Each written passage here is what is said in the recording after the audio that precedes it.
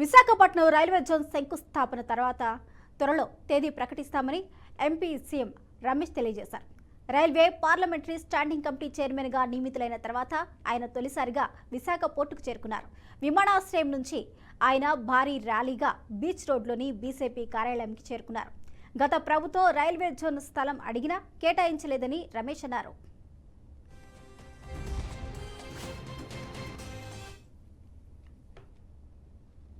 Railway standing committee చైర్మన్గా నన్ను ఎంపిక చేసిన ప్రధానమంత్రి నరేంద్ర మోడీ గారికి, పార్టీ అధ్యక్షులు జేపీ నడ్డా గారికి, అలాగే హోంశాఖ మంత్రులు అమిత్ షా గారికి ధన్యవాదాలు తెలుపుకుంటూ, రైల్వే ఉండే కమిటీలలో రైల్వే కమిటీకి చాలా ఇంపార్టెంట్.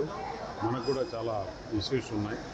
దీనివల్ల ప్రయాణికులకు ఏ విధంగా ఇంకా మంచి సౌకర్యాలు కల్పించాలి, అలాగే ఫ్లైట్ కారిడార్ని ఏ విధంగా డెవలప్ చేయాలి. ఎందుకంటే రైల్వేస్లో డెవలప్మెంట్ చేసడానికి చాలా ఉంది. ప్రధానమంత్రి కూడా ఈ రైల్వేస్ రోడ్స్ అయితే ఏ విధంగా డెవలప్ చేశారో రైల్వేస్లో డెవలప్ చేశారని చెప్పేసి దృఢ సంకల్పంతో ఉన్నారు. దీనికి ఈ కమిటీ తోడ్పడుతుంది. ఈ బాధ్యత ఇచ్చిన దానికి ధన్యవాదాలు.